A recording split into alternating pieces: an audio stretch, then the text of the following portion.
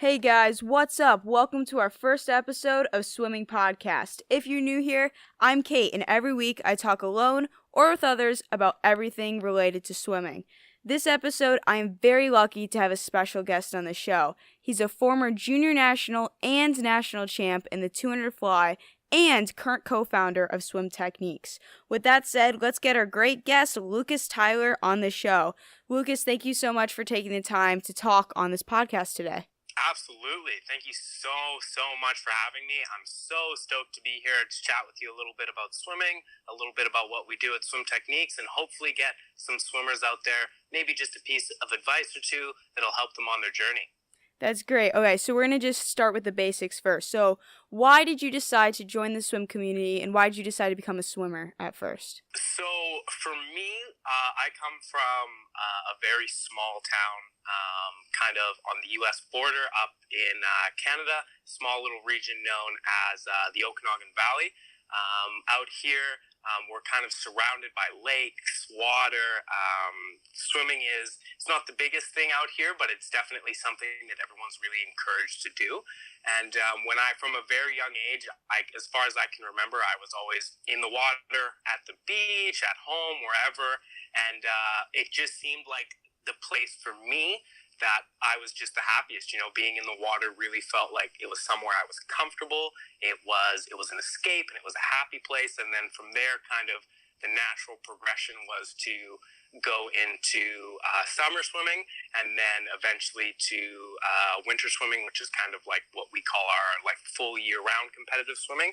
And the more and more I swam, the more and more I fell in love with the sport, the mentality of the sport, and especially the community of the sport.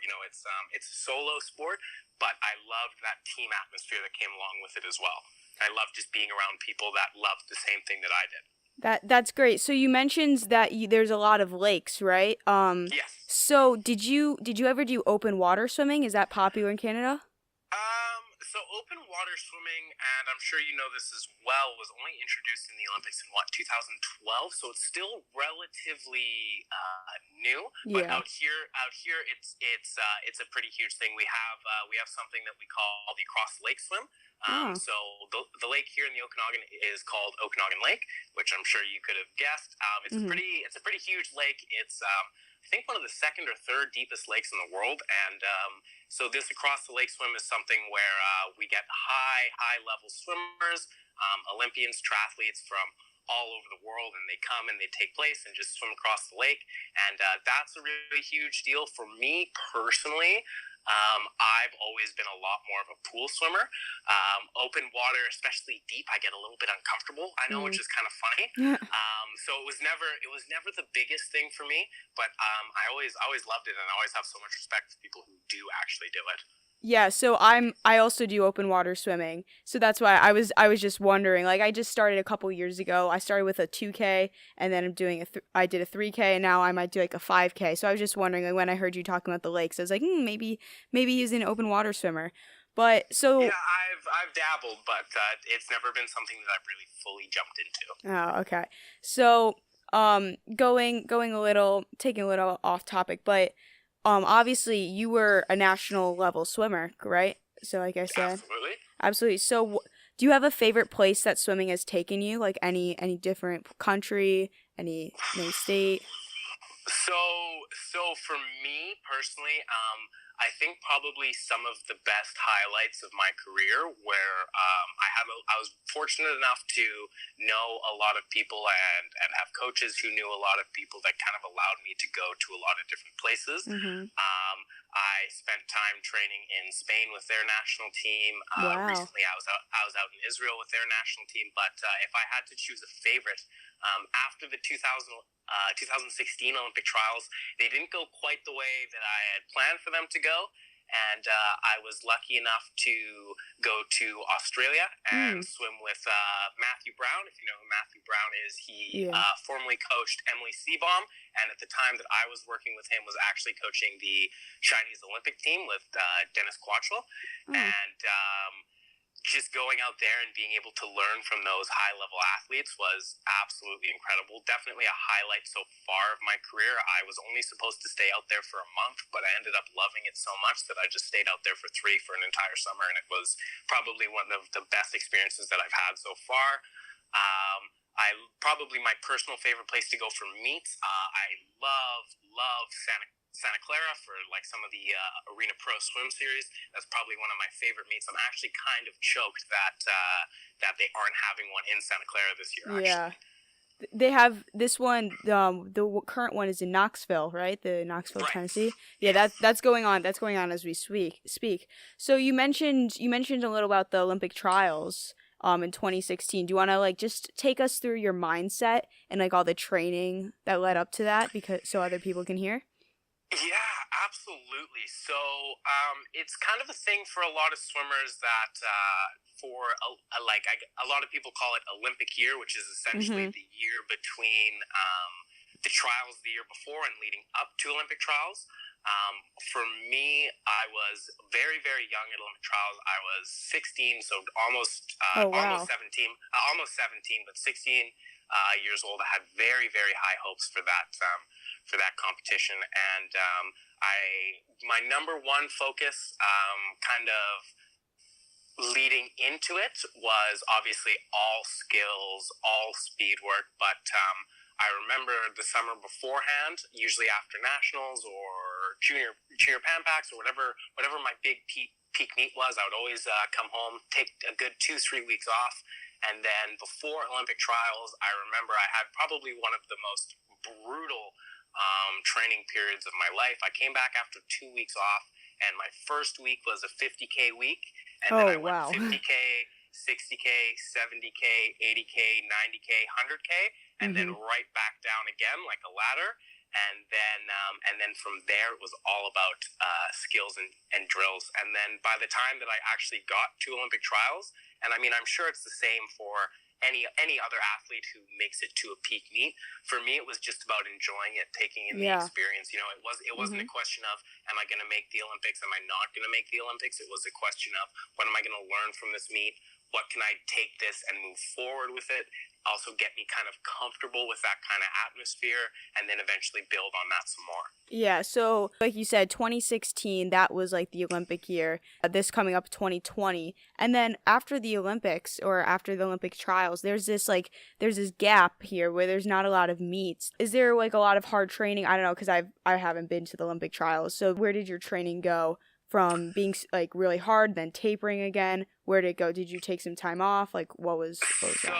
So after Olympic trials, for me, just because I had put so much time and work building into it, you know, any swimmer who's at that level can relate that obviously each season you train is very important. Each peak meet is important, but there's something about an Olympic year that puts it on a completely different level. And for me personally, when I came off of Olympic trials, my 200 fly was not the race that I had expected it to be. I still won a best time, but it was what I felt was nowhere near what I was fully capable of. So I came home. I took again about another 2 weeks off, and then, like I said, that is when I went to Australia on training camp, just to try something a little bit different, just to get out there and see what some other high-level swimmers were doing, which was really cool because I was able to train with them just weeks before they were leaving for the Olympics. Actually, I was still in Australia when they had left for the Olympics, so I was kind of doing their pre-Olympic program, which was very, very cool. Yeah, that's absolutely great. So I'm a butterflyer as well. I hope I become a better 200 flyer. So do you have, obviously a lot of people, there's a debate, you know, what's the hardest event, but the 200 fly is very hard for me personally, mentally, in long course. I don't know if you agree or not, but for absolutely. Yeah. So the thing with 200 fly is that once you get comfortable with swimming 200 fly, it's not really as bad as you build it up in your head to be. I think for me, one of the keys to mastering, or at least getting close to mastering the 200 fly, because I don't think anyone can fully master a swim race. But I think one of the keys to getting that kind of mastery of it, or at least that comfort zone of it, is to just swim it as much as possible. Mm-hmm. Leading up to Olympic trials, I did every Saturday morning. I would come in, do a warm-up, put a suit on, and do a dive 200 fly effort. Always, and just try and be either as close to my best time as possible, or if I was really, really run down, just try and learn, try new things, because everyone swims their events a little bit differently, right? So it kind of comes down to knowing what for you works the best. So the 200 fly, definitely a hard race, definitely a race that you need to be smart about swimming. Yeah. But I think that the more you get comfortable with it, the easier it is. And if you can, and for any swimmer out there who is a 200 butterflyer, if you can kind of get over that mental block in your head of like, oh God, like this is crazy, it's a 200 fly, it's going to hurt so much, especially long course because you don't have the underwaters to kind of save you a bit.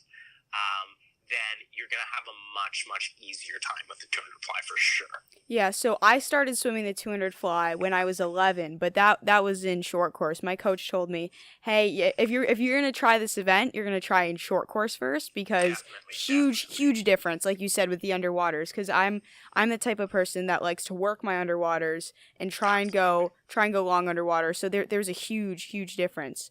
But Oh, sorry, not to interrupt, but go ahead. It's funny. I think a lot of people don't really realize between short course and long course, they're almost two completely different events. The way that I swim a short course 200 fly is not the same way that I swim a long course 100 fly. A short course 200 fly, I'm very aggressive on the way out, controlled, but aggressive, whereas with long course, you need to be calm, you need to be relaxed, and you need to rely on your easy speed, especially at the beginning. Yeah, that's another hard thing about the 200 fly. I mean, like just the pacing in general, and also pacing on other events as well. Like you don't have to be a butterflyer to know. If you're gonna swim a 400 free, you can't go all out the first 50 unless you have really good stamina.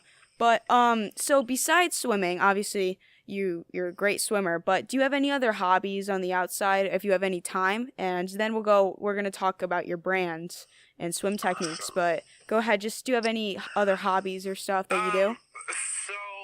So, and I'm sure you know this as well. Swimming is almost it's almost being a high level swimmer is almost like working a full time job. Yeah. You know, you're showing up in the morning, you're doing dry land, you're doing your workout, you're doing massage, you're doing recovery, you're coming back for another workout. So there's not a lot of time for a whole lot of other things. For me, I like to try and read and learn as much as possible. I'm been very interested lately just because of what we've been doing with SwimTechniques in learning kind of how other businesses grow and expand. I love to learn about kind of the psychology of athletes. Recently, I've been reading one of Michael Jordan's books, kind of just trying to get inside of his mind. I find that sort of thing very interesting. Obviously, trying to spend as much time with family and friends as possible. I think a lot of swimmers get overwhelmed with the workload that they have, and they don't really make time for kind of a work-life balance, which I think in order for longevity in the sport, I think is incredibly important. Yeah, that I 100% agree with that. And also, like you said, I'm also a big reader as well, and one of my favorite books ever was Missy Franklin's book. I don't know if you read it. No, actually, I never got around to reading it. One of my favorite books actually was Bob Bowman wrote a book on his 10 golden rules to success. That's probably for any, not even just swimmer out there, anyone who's really just looking for success in life, in business, and family, and happiness is an incredible book. But I never got around to reading Missy's book. Yeah, I loved Missy's book. I read a lot of Michael Phelps books. I didn't read the Bob Bowman book. I'm probably gonna have to check that out now that you said that. But yeah, I loved the Missy book. It was great. I read it in like 3 days. It was fantastic. So now let's just go into your brand. Just walk me through how it started and when you decided to create SwimTechniques, and just go through like that stuff. So SwimTechniques was started just over a year ago. I was in an interesting place in my swimming career, and I know so many swimmers are in this sort of place too, where I was swimming. I was going to as many meets as I possibly could, making teams, But unfortunately, a lot of governing bodies don't really support their swimmers as well as they could and as I think that they should. And I was kind of in a place where I was, first in Canada breaking Olympians records, and I couldn't afford to go or to do any of the things that I really wanted to do. And I felt like that kind of that lack of support really, really held me personally back from doing a lot of things that I wanted to do. So the idea of SwimTechniques, which was founded by myself and my own coach, Oh. who's just incredible. He took me in when I was 14 years old. I lived with him, moved away from my family to train with him, who's been an incredible mentor for me.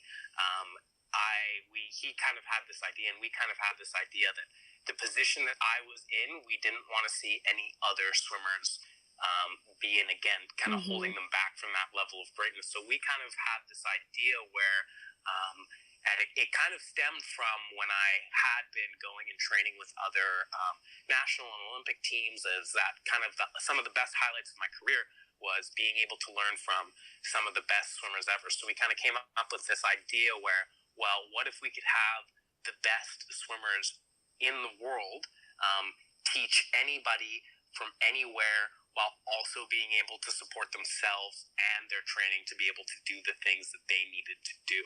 So we kind of had this idea where we would have high-level Olympians from all over the world kind of create these courses and web content for kids, or for anyone who wanted to learn how to swim or how to really, really be an elite swimmer, so that they could have a place to learn that was inexpensive. Obviously, it's something that's online, so it can be done absolutely anywhere. And then also being able to give those elite athletes the chance to fully support themselves. I mean, I was, the FINA World Cup series was pretty recently. Yeah. And I can't remember if it was Swim or Swimming World Magazine, but one of them released the amount of money that the top earners were getting from these World Cups, which is where most of these swimmers are making their money. Swimmers like Katinka Hosszu, Chad Leclos, these swimmers, Vladimir Morozov, that are completely killing these World Cups. They're coming out with only 10, 12 grand, which may seem like a lot of money, but when you think about the fact that LeBron James steps on a basketball court and makes millions of dollars in 90 minutes, it's insane. Yeah. It's ridiculous, and I'm not sure if swimming will ever get to that level. I think a lot of changes will need to be made, but for me personally, it's been a very big mission of mine to make sure that swimmers not only have access to the training and the techniques and knowledge that they should have, but that these high-level Olympians can give back to the community while also supporting themselves as well. Yeah, that's absolutely incredible. I mean, how, like, the relationship between you and your coach must be, like, fantastic, because he took you in. I mean, first of all, how did you get these high-level Olympians to, like, agree with you and come and, like, make these videos for other swimmers? So with the Olympians that we've reached out to, with some of the Olympians we have on board, we have world record holder Andrei Govorov, who just broke the world record in the 50-meter butterfly. When he started training with us, he was about 2 months away from having a kid. Wow. Having a child is like an extreme expense. It's something that's incredibly stressful, and I can't imagine that it was easy to train and to go to meets while something like that was happening. And for us, for getting these Olympians to kind of work with us, I don't think it was so much a question of getting them to agree with us. It was just a question of getting them to find the time to work with us, because at the end of the day, we're only out to do this to make sure that everyone has a chance. My coach, my business partner, he's a multimillionaire. I'm very happy enough as it is. We're not doing it for money. We're doing it because we want to see changes in the sport of swimming. We want people to think differently about swimming, and we want people to have access to, the type of training that I think everybody should have. Yeah. So having Olympians, I mean, I think anybody can learn from them. Obviously, just having them on board and doing these types of things, just having them, like having to be able to learn from them, that anybody's going to get anything from that. But did you have any role models when you started swimming, or do you have any current role models from the sport? I mean, obviously, growing up in the late 90s, early 2000s, in that kind of golden era of swimming, there were so many. I mean, of course, being a butterflyer and just a swimmer in general, there's no way you can say anything without talking about Michael Phelps. Yeah. Obviously, a huge role model, a huge inspiration. I found Ian Thorpe was and probably is still one of my favorite swimmers.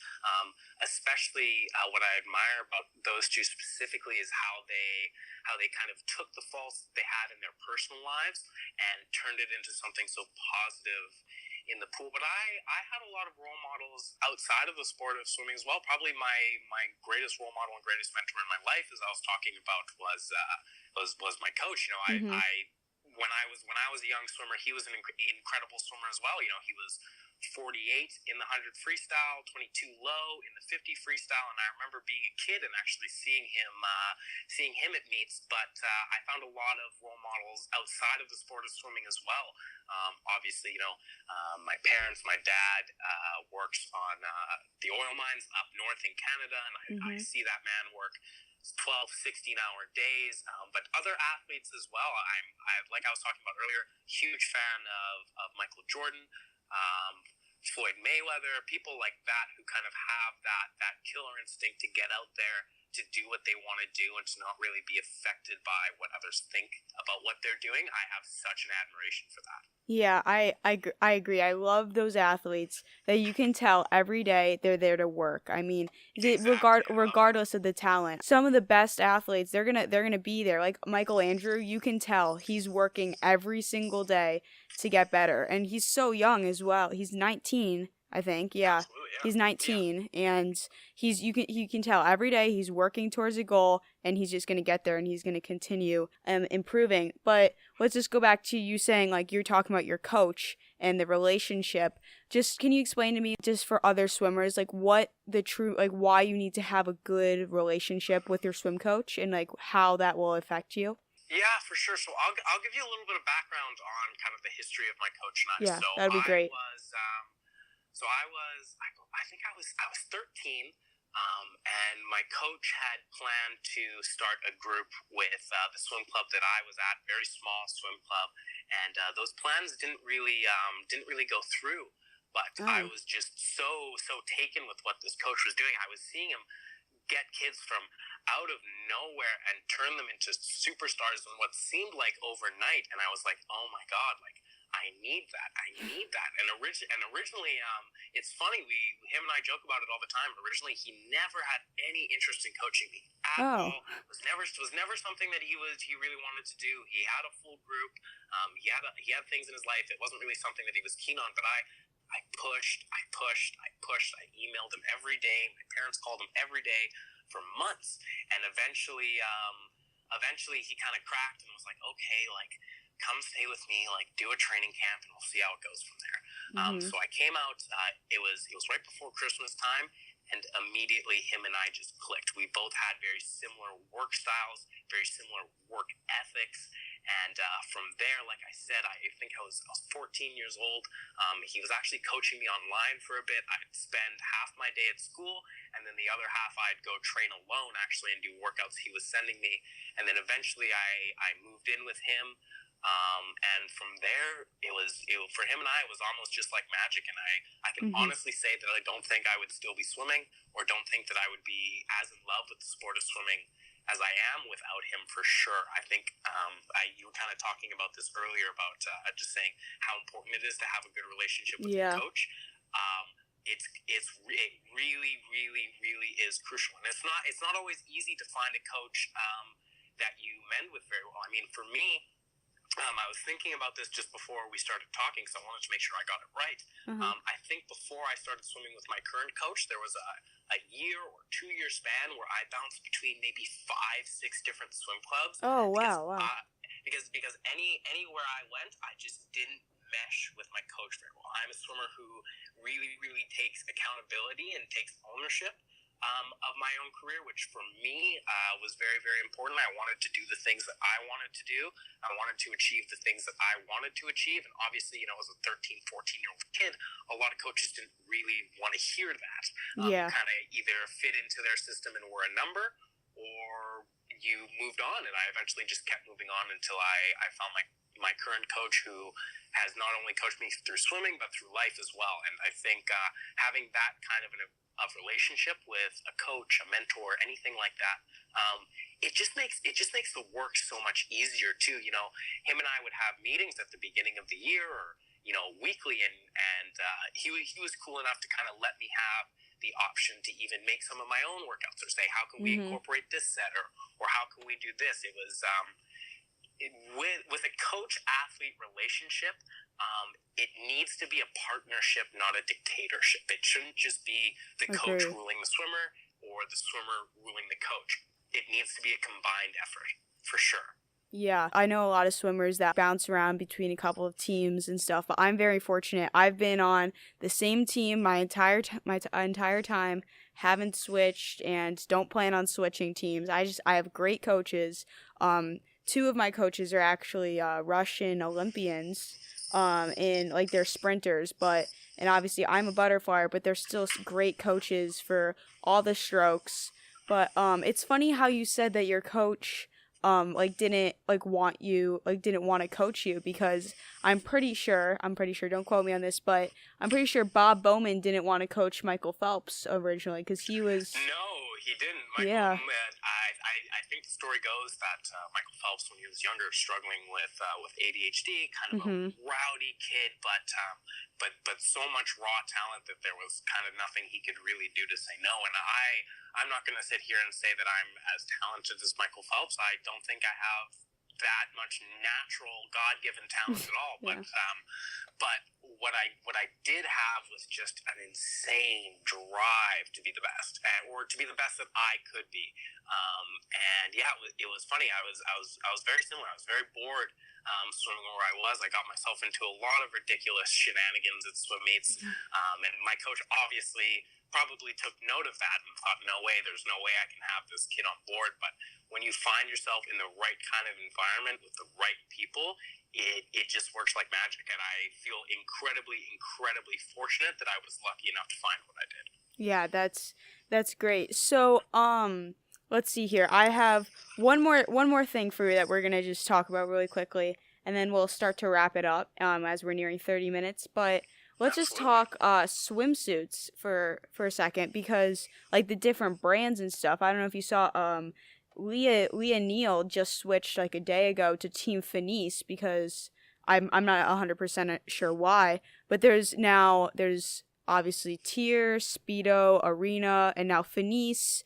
Do you have any favorite brand? Do you have a brand that do we have like multiple brands? Like what do you think's the best? That's actually a great question. And that whenever I'm on an Instagram live on SwimTechniques, or I get emails or messages about it all the time, people always asking about my favorite swim brand. And I've tried pretty much everything that I could get my hands on. For me, I'm a very leg-driven swimmer. My dolphin kick is kind of my key. So finding a suit that actually fits around my legs is pretty difficult to do. For me personally, I've always been an Arena guy. Yep, I love the way that the Arena carbons fit on me. I love how they make me feel. Now, that being said, I've had great results with the Speedo Laser X. I love that suit. My only problem with it was that it wears out a little bit too fast, and obviously racing suits are kind of expensive, so you can't afford to spend $400-$600 after every meet or two. So I really love the Arena carbons. Speedo Laser X is fantastic. I love the Finis suits as well. I tried out the Aquasphere MP suits. For me personally, I didn't really love how they fit on me, but I know a lot of people who swear by them. The next thing I'm really looking to try are the Adidas racing suits. Yeah. I see Kyle Chalmers wearing them, and they look like a superhero costume. Like, I think they just look so cool. So I'd love to see performance-wise how they actually do. But for me, if you're seeing me at a peak meet, chances are I'm going to be wearing an Arena Carbon for sure. Yeah, same. I am definitely an Arena person. I wear currently the Arena Carbon Flex, and it's the light blue one, and I absolutely love it. Yeah, I like how this suit looks, but obviously it's feel and comfort first. But I race in Michael Phelps goggles, and I have so I have a Michael Phelps goggles. I have the Arena suit. I'm pretty much everything. But the tier, I'm the same as well. yeah, the new tier suit though, a lot of people are getting it just because of like the different athletes. Like I know a couple of my friends, they've been wearing Speedo like all their lives they've been wearing Speedo, haven't switched. And now because they see that Katie Ledecky's wearing Speedo, Simone Manuel's wearing Speedo.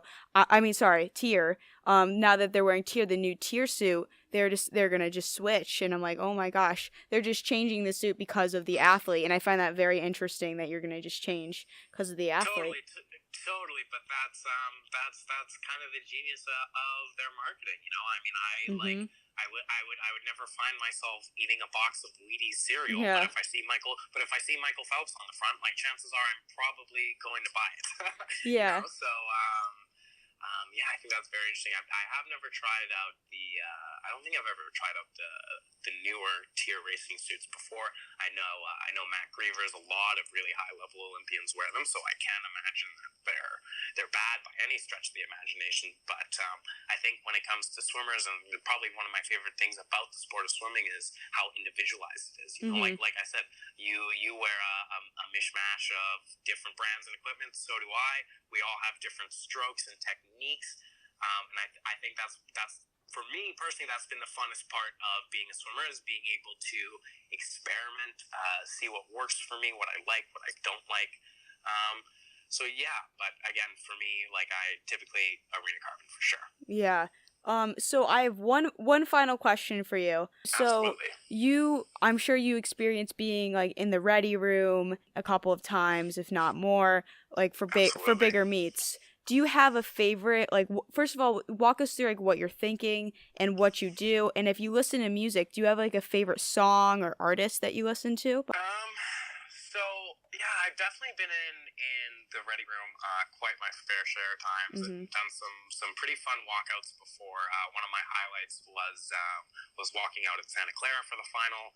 That was obviously probably one of the only swim meets I've ever been to besides something international. Well, I guess Pro Series is international, but the only meet I've ever really been to in North America where I've seen a swimming stadium fully packed, which was very, very cool. Obviously, a bit of a nerve-wracking experience, but for me, music is a huge part of just my life in general. For me, it's a nice way to control your emotions, get you focused, get you separated. For me, 30 minutes before my race, I'm like a block. Like you can't speak to me. I'm completely in my zone. For me, it's very important not to overthink races before you do it. My kind of philosophy and my mindset is I've been training for this. If I'm confident in if I know that I've done good training, then I don't have anything to worry about. For me, you know, I love training, but I mean, like, does anyone really like waking up and doing 7K or whatever in the morning? Like not really. But for me, like, racing is everything. I love that pressure. I love that atmosphere, that environment of, oh my God, like, am I going to go best time? Like, is what I've been doing working? So for me, the most important thing is to kind of separate myself a little bit from the action that's going on, especially at big meets. It can be very, very easy to get distracted by noise, friends, swimmers from other teams. For me, it's very important to kind of stay separated, put those headphones in. My music choices kind of always vary. I mean, for me, right before a big race, I'm always very, very deep into a lot of hip hop. Anything from Tribe Called Quest, Kendrick Lamar, anything like that. Kanye as well. Love me some good Kanye. But yeah, for me, it's just about staying in my zone, staying focused, having faith in what I've done, and honestly just enjoying it. Like if you're in a ready room, chances are it's probably a pretty big final or a pretty big meet. Like you've earned your spot there, and I think you should just enjoy it.